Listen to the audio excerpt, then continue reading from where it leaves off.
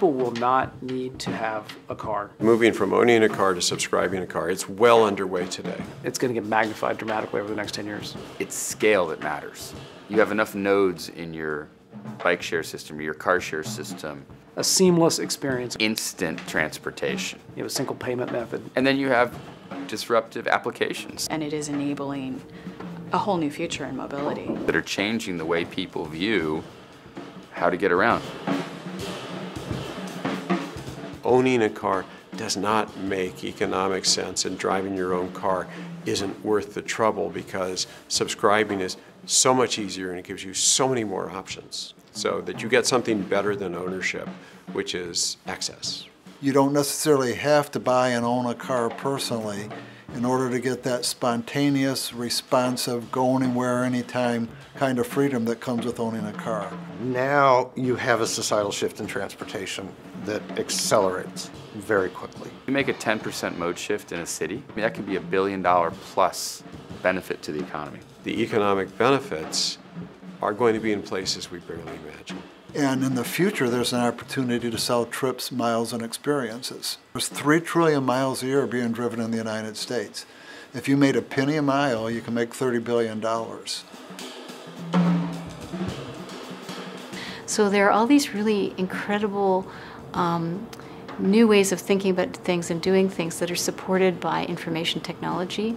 I don't know of another technology that is going to so fundamentally change people's lives. You didn't really understand what a smartphone would be to your life 10 years ago. You're going to see new modes spring up that are somewhere of a cross between the bike and the car, where instead of having one vehicle here, one there, you're going to have 20, 30, 40, 50. So you have some real depth. Not one technology, but several technologies are converging, along with an enablement of a different kind of business model for mobility. Innovation gets ahead of policy, and I think it's going to take some time for policy and the insurance industry to really catch up.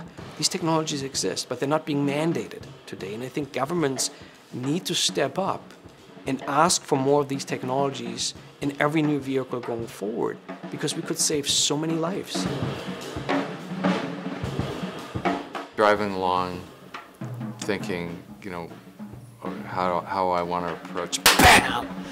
But the car simultaneously just started tail spinning. Crossed over the line and hit me head on. As I was bouncing off the center divider. Totally unprepared for it. I don't know what you could do to protect yourself when you're going at that speed. 40,000 people that die here every year. If you put that into the context of maybe having a train crash, that would be almost like having a train crash every other day. We're talking about a vaccine to the equivalent of a cancer.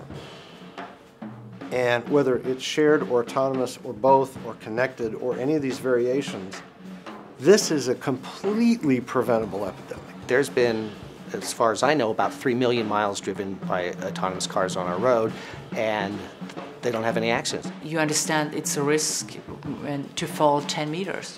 But we're not that good to understand risks when it comes to velocities that are horizontal. A lot of the technologies that we can get today would allow you to save more lives. Adapt the system to the human. That's how you do. All man-machine systems are built that way. If our 21st century urban mobility system looks like anything remotely from the 20th century, we will have failed. We see that there's a need for a complete new mobility, complete new sustainable mobility concepts. Policymakers, engineers, and of course the end user as well. These are all really important stakeholders. Shared use mobility is part of the future, and we need to work together to integrate it. The transportation system needs to be rebooted.